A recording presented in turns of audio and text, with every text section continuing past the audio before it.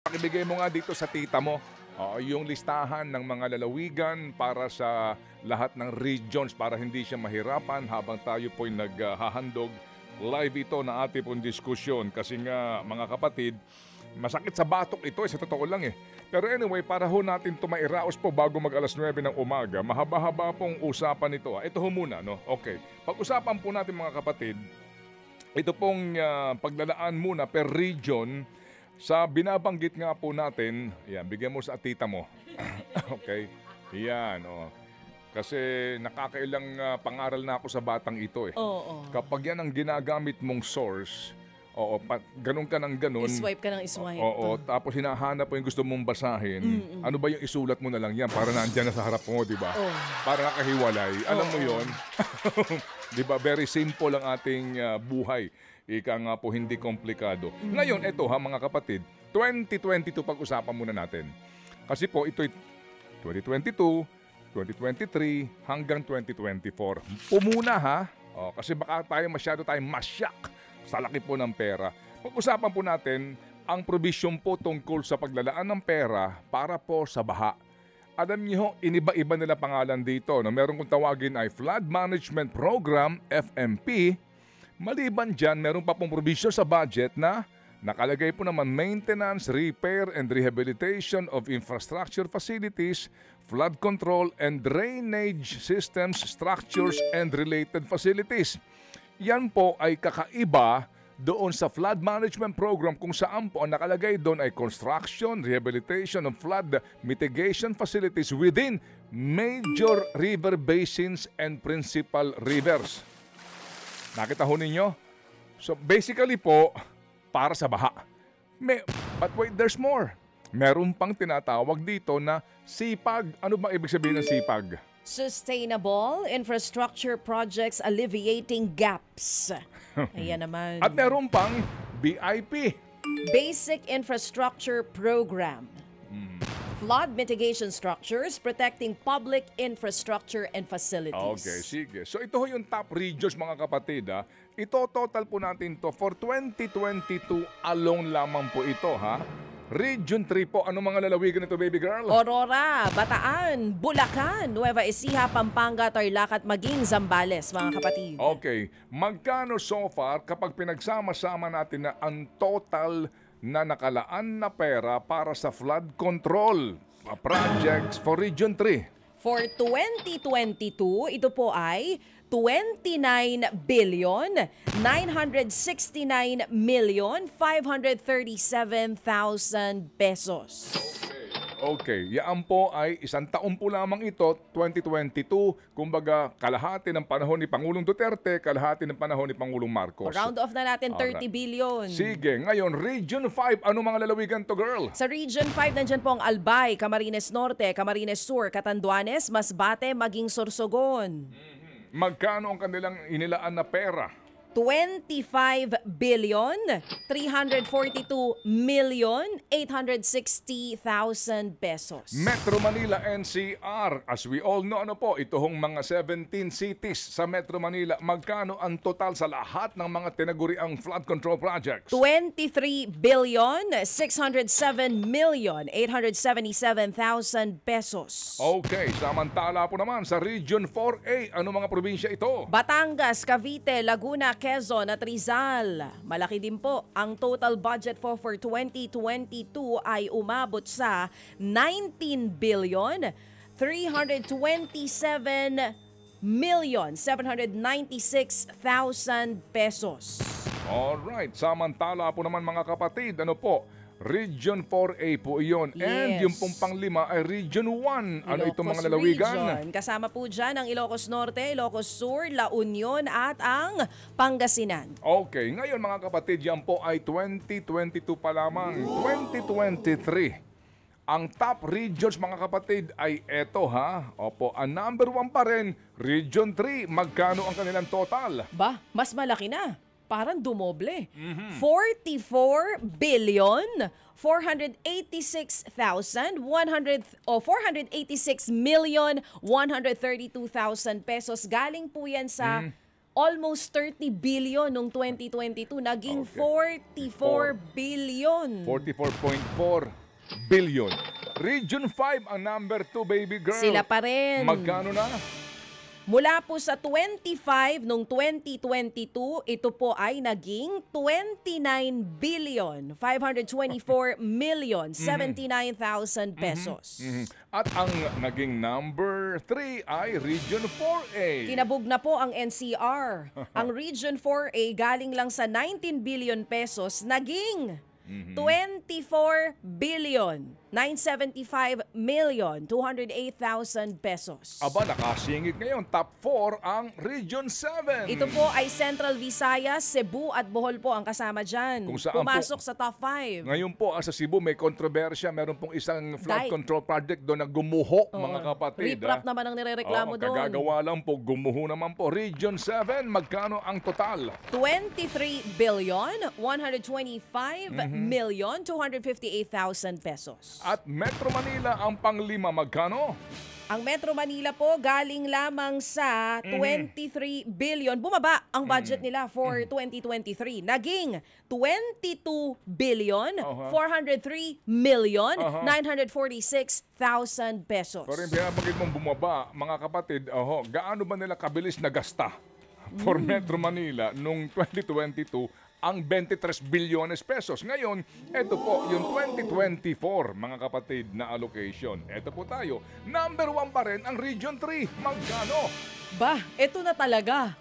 Ito na talaga, humawak na po kayo sa inyong mga kinauupuan. Galing po sa budget na 44.4 billion pesos. Pero sa taong 2024, ito po ay naging 65 billion. 2024, ito ay 62. 62 billion. Yan. Kita mo, sa sobrang dami ng numbers, nagugulat kayo, di ba? Galing po yung budget nila sa 44 lang. 44 billion. Pero for 2024, ang naging budget po ng Region 3 ay 62 billion. 62 billion, 520 Yan. million, Okay. 130,000 pesos. Hang laki! Alright, ngayon, Region 5 ang pangalawa, magkano? Sila pa rin ang top 2. Ngayon po, from 29 billion, naging 31 billion, 989 million, 812,000 pesos. Okay, ang number 3 ay NCR. Magkano? Ang NCR, from 22 billion lang noong 2023, naging 27 billion, 336 million, 544,000 pesos. Okay, and ang Region 1 ang naging number 4. 26 billion, 765 million, 635,000 pesos. Okay, at ang number 5 ay Region 4A. Ba, eto na.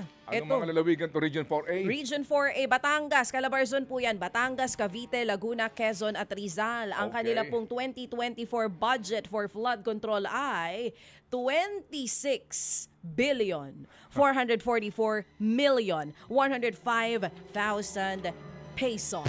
Nakita ho ninyo mga Dami kapatid. nating pera for flood control. Relax ka lang dyan, baby girl, dahil nga sa ngayon, yung summary po nito para lang ho lamang, kasi nga Central Luzon po pinag-uusapan natin number 1. Ngayon, puntahan lang po natin specifically yung Bulacan. Kasi po sa record mismo po sa ating ginawang pag-aaral ang ating sarili pong research team dito. Okay, in 2022, Bulacan's allocation was 24.56% of Region 3's Flood Management Fund. Ito po yung Flood Management Program na budget. In 2023, Bulacan's allocation was 42.70% ng kabuuang Region 3 budget.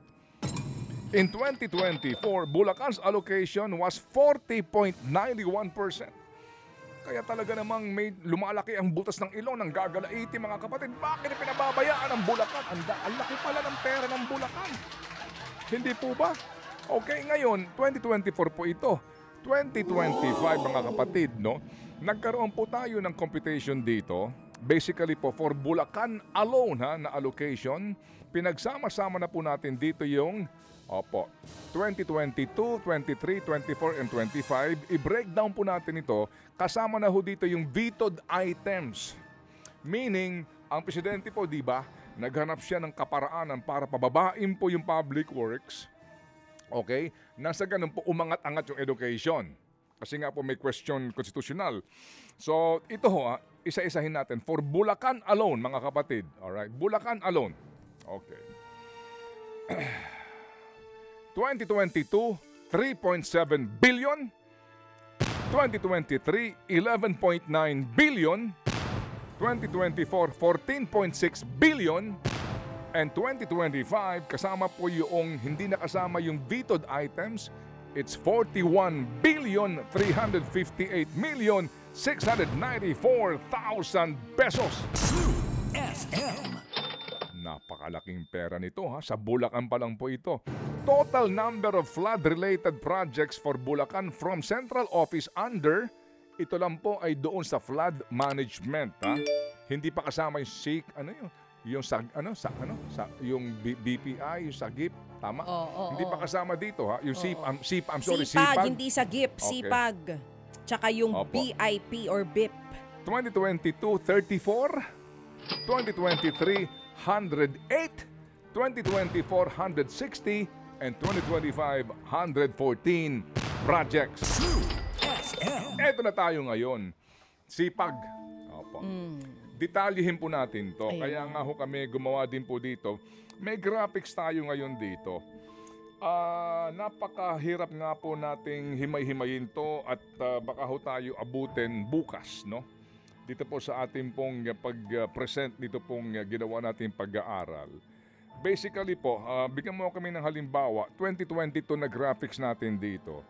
Opo, kung paano po nila ito binibiyak-biyak. Hindi ho ba sinasabi na ang estilo nitong taga-DPWH siguro din po sa mga katuwang nila dito. Sabi nga ni Secretary Bunuan yung mga nagsasayaw po ng tango. Lagay mo nga sa graphics ito. Yung 2022, opo, galing po ito sa central office na ating pong dokumento. Meaning, central office po, yung pong pag-allocate ng budget, no?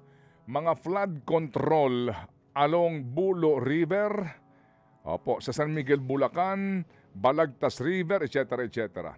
Okay? Asa na yung ating graphics? Yon, siguro. Bago magpasko siguro, no? Medyo may lalabas na natin yan para meron tayong napapanood ang ating mga kasamahan po na nanonood ngayon sa 1PH o maging sa Signal TV. Oh, ito na, nailabas na. Hindi yan. Hindi ito. Okay. Kasi nga sinasabi nga natin dito, hango doon sa ating unang binuo bago itong pinakadulo. Okay. Anyway, kapag po natin inisa-isa ito, makikita po natin na kung susuriin po natin, meron pong mga ilog.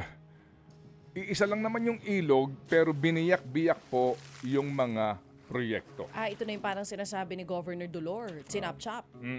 Chinap-chap. Chinachap-chap daw. Okay, sige. Bakit Kasi chinachap-chap? kasi po ngayon dito, ang hawak nga natin ay 2022, 2023, yung paghimay-himay po nitong mga proyekto. Nakita ho Eto ninyo? na. Yan. Ayan, Ano yan? Kasi masyadong maliit. Page 290 to 296 Anong ng taon? GAA 2023, Volume Okay, 1C, sige. mga kapatid. Opo. Ito ho, Wow. halimbawa, Biyak-biyak, 2023 ha. Ito po yan ha, Oo. halimbawa.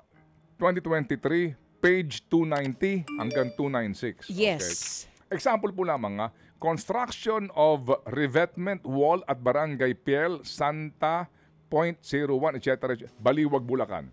100 million. Ito po, sunod-sunod yan ha. Structures, San Miguel River, sunod-sunod po ito. Biniyak-biyak po nila ito, tig-100 milyon ang Correct. bawat isa. Isang lokasyon, San Miguel, Bulacan.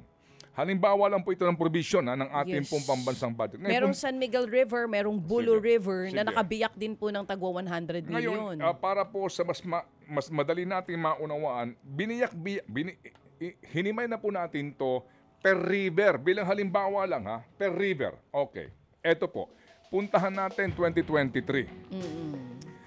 Construction, maintenance of flood mitigation structures and drainage system po ang pinanggagalingan ng budget niya. San Miguel River po ito. Okay? 2023. San Miguel River lang po ito ha. Okay. Iisa lang pong ilog pero biniyak-biyak nila sa 100 million, 100 million, 100 million, 100 million, 55 million, 95, 90, 90, 730 million. San Miguel River alone for 2023. 2024, meron pa rin po sila ulit. The same po naman mga kapatid na San Miguel River pa din. Oo. Okay, ngayon 500 million naman po ito. Ang biyak-biyak. Opo, ang kanila pong pinaghati-hatian na mga proyekto. San Miguel River po ito. Pero meron po naman ding isa pang Bulo River, San Miguel pa rin. Oo, sa San Miguel, Bulacan. Kung pupuntahan mo naman ito, mga kapatid, biniyak-biyak din nila. Meron pong 2023, 600 million, tig-100 milyon ang bawat isa. Pero isa lang po itong river, ha? One river. Meron pa din po sila, 450 million. Opo, the same din po ito, mga kapatid, Bulo River din. Nilalag upstream, downstream, pero isa lang pong ilog ito. Pakamahal naman ng river na ito. At meron pang isa mga kapatid, ha? Opo. Sa 2025 budget din po, meron pa rin po dito nakalagay, tig 50 million naman. So gusto natin makita rin po itong mga COA auditors natin, ano ba itong meron dyan sa Bulo River na yan? Na kung kikwentahin po natin, ang total nito from 2022 hanggang 2025 ay 1.3 billion pesos na. For that river alone. Opo. Ngayon, kung pupuntahan din po natin itong Hagonoy, Bulacan, ito ng ating inaabangan. Okay. Hagonoy, Bulacan. Ito sa mga taga-Hagonoy na hanggang ngayon baka binabaha pa rin po. Ito pupuntahan po natin ang inyong lugar. Pinahiwalay ko na itong Hagonoy. Sabi nga ng mga kapatid natin dito, ba nakakahilo? Si Hagonoy, okay. Hagonoy, Bulacan. Magkano naman dyan? Okay, sa taga-Hagonoy. Chinap-chap din ba dyan? 2023 budget, ha? Hindi ko alam kung nag-graphics sila ito. Hagonoy, Bulacan. Construction, maintenance of flood mitigation structures and drainage systems in Hagonoy, Bulacan. Okay? Hagonoy River. Hagonoy River. And its tributaries. Okay? Barangay Santa Elena. Meron pong Barangay Sagrada Familia. Dito yata taga-ano sila, Ma'am Aida. Sagrada Familia. Yes, tama. May Barangay San Roque. Okay. Alam niyo, biniyak-biyak na naman nila ito into 75 million, 60 million, 70, 70, 70, 75. 500 million pesos. For Hagonoy alone. 2023, 2024, asa na yung Hagonoy dito? 2024, Hagonoy, ito na, nakita ko Bulacan. na. Page 306 to 316, Okay, mga kapatid. Ito na ha, Hagonoy, 2024, 925 million pesos. Opo. Ito. Angat River naman to. Flood, Mercado Hagonoy, meron pong Tampok Hagonoy, Abulalas Hagonoy. Santo Rosario. Opo. Hagonoy. Yes. So, 925. So, 2 taon, ilang billion na iyon? Ang nilagay sa Hagonoy, ba? Almost 1.5 billion pesos. Sa Hagonoy, Bulacan lang ito. May pumping station pala kayo dyan? 2 taon, mga kapatid. At maliban dyan, ito nga po, meron pa rin dito, ha? Yung barangay, ito ho naman din, yung San Miguel. River pa din. Nako, kung isa-isahin po natin to, sasakit ang batok mo eh. Kaya sa mga taga-Bulacan, kapag ho natin sinuri yung budget, inisa-isa natin dito, San Miguel, ang dami. Meron pong San Ildefonso, San Rafael, meron pong San Jose, may Pandi, Plaridel, Baliwag, Kalumpit, pati nga Bukawi eh. Kaya magtataka ka din kung bakit, pati may Kawayan, meron din. Ito sinasabi na nagbababaha din sa may NLEX, opo. May pondo rin for that. May pera din po pa naman pala eh. May pera, parang, nung huling dinig ko, parang NLEX nang gumagastos doon. Hindi ka kasi nga, isa-isahin natin ha. Ito pong, kung meron ho kayo pakakataon, puntahan niyo po yung website na binabanggit po ng ating presidente, girl. Kasi doon naman, in fairness, pwede mong masilip, pati po yung mga nagdaang budget ng DPWH. Alright? Pag inisa-isa po natin to San Ildefonso, Bulacan, may Kawayan, Bulacan, ito, Santa Maria River, Barangay Ubihan, may Kawayan, Bulacan, Phase 2, 100 million. Barangay Ubihan, Phase 1, 100 million. Sa loob po lamang ito ng 2024 GAA. May Kawayan, Bulacan, 300 milyon kaagad rito eh. San Ildefonso, Bulacan. Balagtas, Bulacan. Malolos City, Bulacan, 100 million din. Kalumpit, Bulacan, 100 million. Diyos ko po, by the hundreds of millions of pesos po ito na nakalaan para po sa Bulacan, sa bawat bayan. Pag kinumpit mo ito mga kapatid, umaabot nga ng bilyon para sa isang bayan lang. Hindi ho natin sinasabi na wag yung gastusan. Hindi natin sinasabi na mali ito. Hindi po ba? Talaga naman kailangan ng Bulacan ng mga proyekto para masugpo, mabawasan man lamang po itong pagbabaha. Pero ang tanong nga po natin dito, bakit ilang taon na po naglalaan ng malaking pera, ba't yung po mga kababayan natin sa Bulacan, taon-taon na lang po, putik ang umaagos sa kanilang mga bahay? Na mismo pong si Governor nga ay nagtataka daw na wala siyang kaalam-alam sa mga proyektong ito, tatlong term na siya. Hindi po ba? Ang punto po dito sa mga taga Bulacan, kayo na ho mismo magtanong. Kayo na ho mismo ang magsabi. Kayo na ho mismo ang sumuri din dito po sa bawat alokasyon ng budget para mabawasan daw ang baha ninyo sa Bulacan, baby girl. Nakakastorbo ko sa iyo, Cha. Hindi, tinitignan ko pa rin kasi kung ano-ano pang mga proyekto dito sa Bulacan ang pinaglaanan. Kasi ako mismo po taga Bulacan. At pag weekend na iikot-ikot ako, nitong nakaraang weekend naikot ko ang Bustos, kung saan malapit po ang Bustos Dam. Alam niyo po ba, dun sa Bustos, shout out po sa mga taga Bustos, dapat nga binidyohan ko, sinend ko sa inyo isang buong stretch ng street na kay haba-haba, ginagawa, parang buong Bustos, may ginagawa sa kalsada. So iniisip ko, paano kaya ang mga tao dito kung gaano katagal gagawin ito? Paano pamumuhay nila doon? Kung ganun katagal. Isang buong stretch ginagawa yung kalsada doon. Sabi ko, para saan kaya ito? Hindi, wala namang problema kung talagang pero syempre may mga nakapaskil. Kalsada. May mga nakapaskil doon na DPWH project nga. Pero again, yung tanong mo nga kanina, ang laki-laki ng pondo, sinasabi mo from 2022 to 2024, umabot na po sa 41 or more than 41 billion pesos ang pondo for Bulacan alone para sa flood control pa lang. Pero bakit pa ulit-ulit pa ring binabaha? Sigurado kung may sagot po dyan ang ating mga lingkod bayan. Baka masisi na naman po sa basura at sa mga taong nagtatapon sa mga kung saan-saan lang. Alas 8:58 pong ating oras. Di ba ho tayo tapos dito po sa usapin na ito kasi nga po may mga ilang pa hong informasyon na ating pong hinimay dito. But again, atin na pong inuulit mga kapatid, hindi po sa kine-question natin ang gustong mangyari na ayusin ang problema ng baha sa Bulacan o maging sa Metro Manila. Ang atin po lamang ditong kine-question nga ay yung resulta ng pagpopondo. Hindi po ba? Yung pong talaga ho bang nararamdaman itong napakalaking perang nilalaan natin sa mga proyektong ito? Yan po ang ating pagka-question dito ho. Ngayon, mga kapatid, meron pong nangyayari na ng mga investigasyon. Mamaya daw po in the Senate at yan po iginagalang nga natin at dapat lang pong gawin. Pero tandaan natin lahat, ang lahat ng ito ay in aid of legislation. Opo, at the end of the day, hindi sila magpapakulong ng mga tao. But they can recommend sa kanilang committee report na gagawin. Kaya mamaya po, babalikan po naman natin ang katanungan, ano ang ending nito?